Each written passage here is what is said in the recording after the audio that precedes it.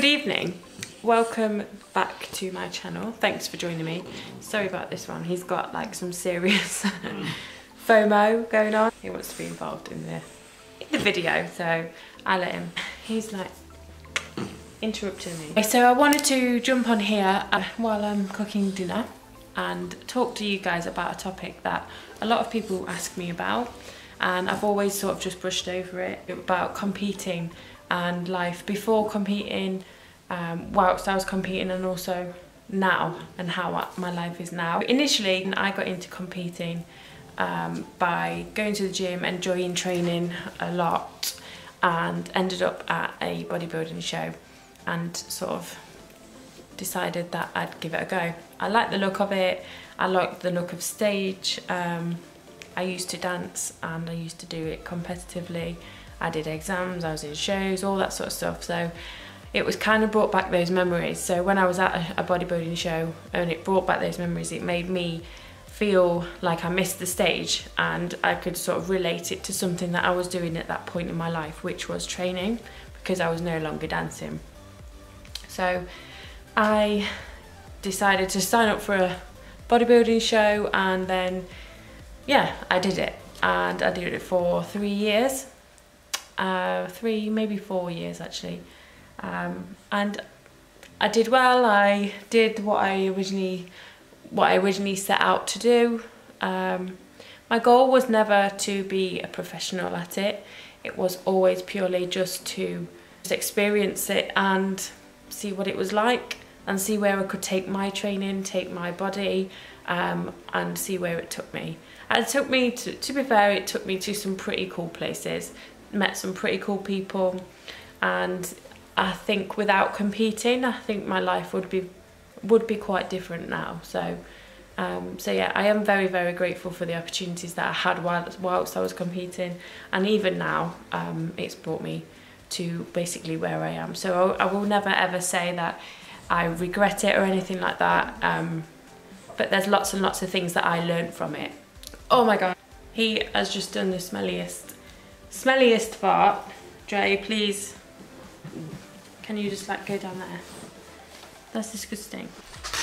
Anyway, while I just get over that smell, I'm going to talk about a few things that made me want to stop competing. So when I originally first started, the criteria for the class that I did was very, very different to when I finished. So it was a very subjective sport.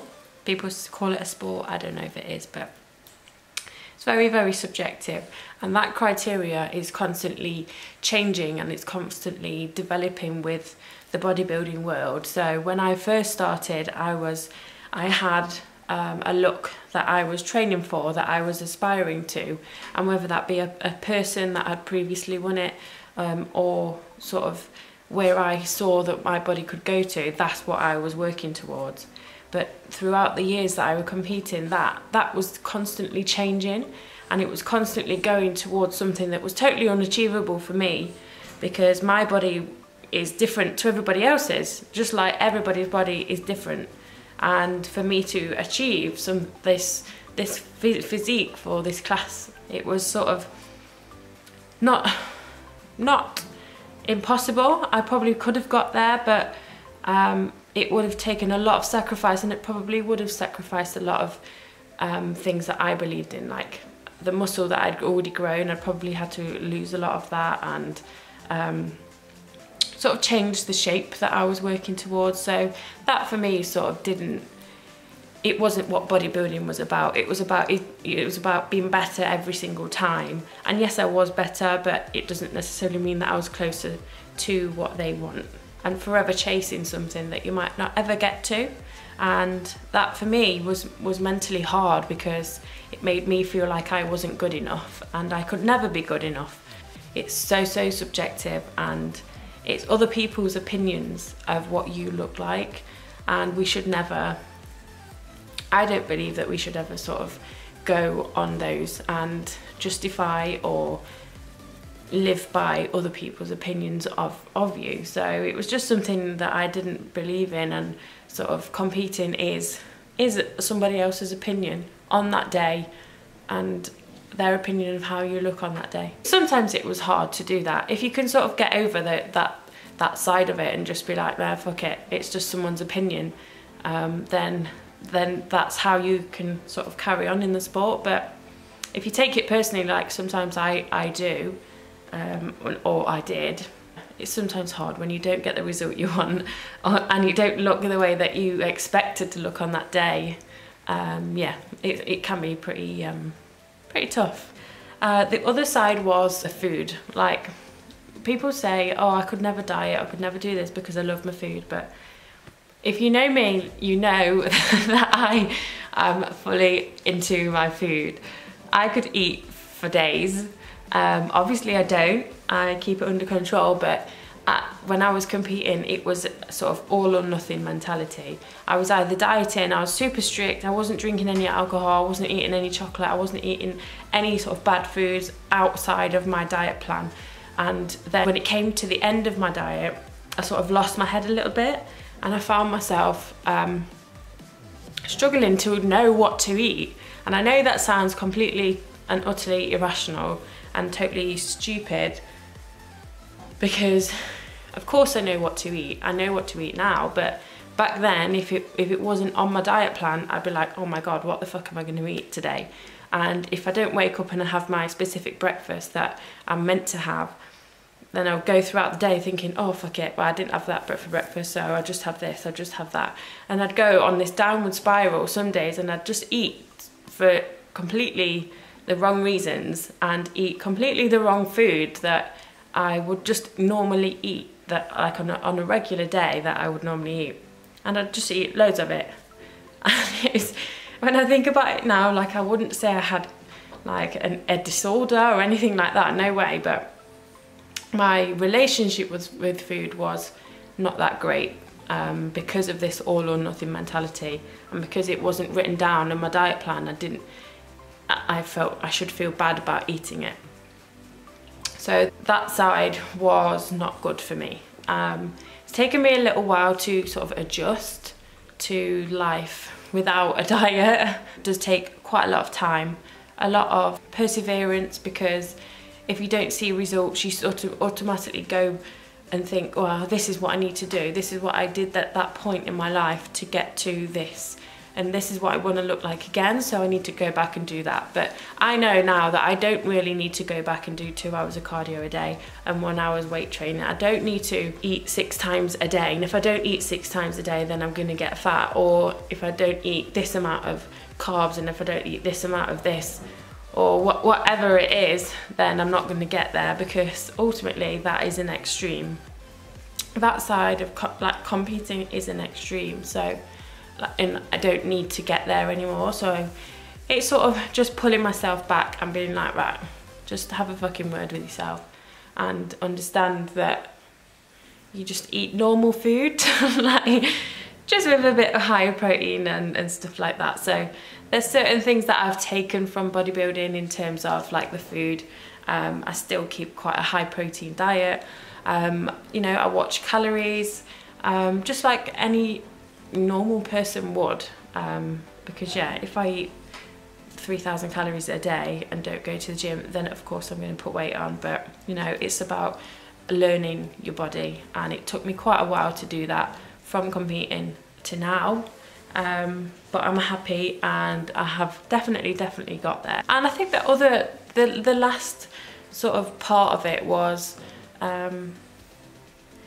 it being sort of short in my life. It was never, like I said at the beginning, it was never a lifelong goal to win the Olympia. It was never a career path that I wanted to go down. It was something that I wanted to try. I like to push myself to do different challenges. Okay, competing is an extreme, but forgive me for that one. But I wanted to just give it a go and see where it got me, and you know, just see what it was like.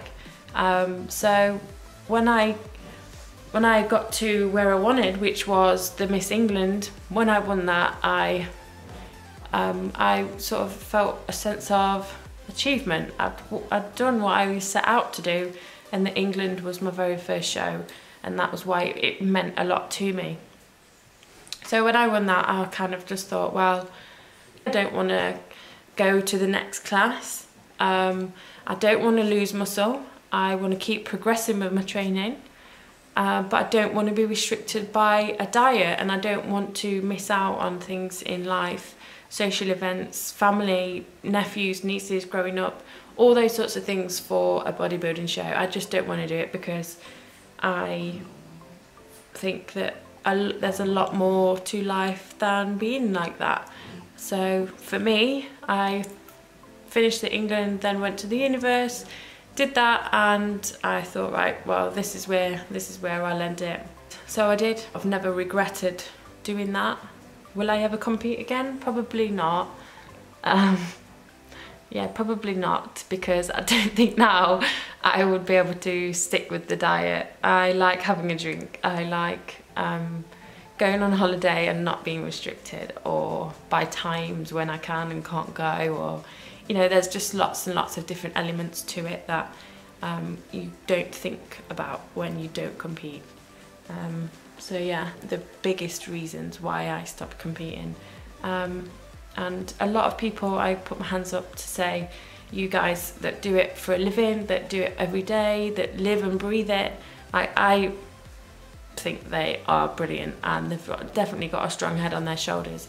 But for me, no. Getting a healthy relationship with food, a healthy relationship with myself, that for me was the most important thing, and I felt like I lost that a little bit when I was competing and going through all of that.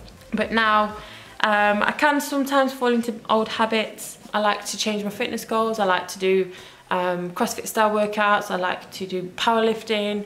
I like to incorporate them all into one workout. I like to change my training around quite a lot, which I was a little bit restricted to before. So now my training is a lot more versatile. It's a lot more interesting, I would say. So that's a plus for me now, something that I do.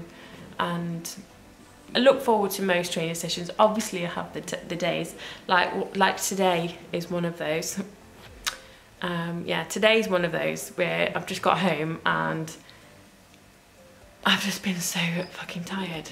I think the weekend's catching up on me a little bit, but I just thought, no, I'm not training today.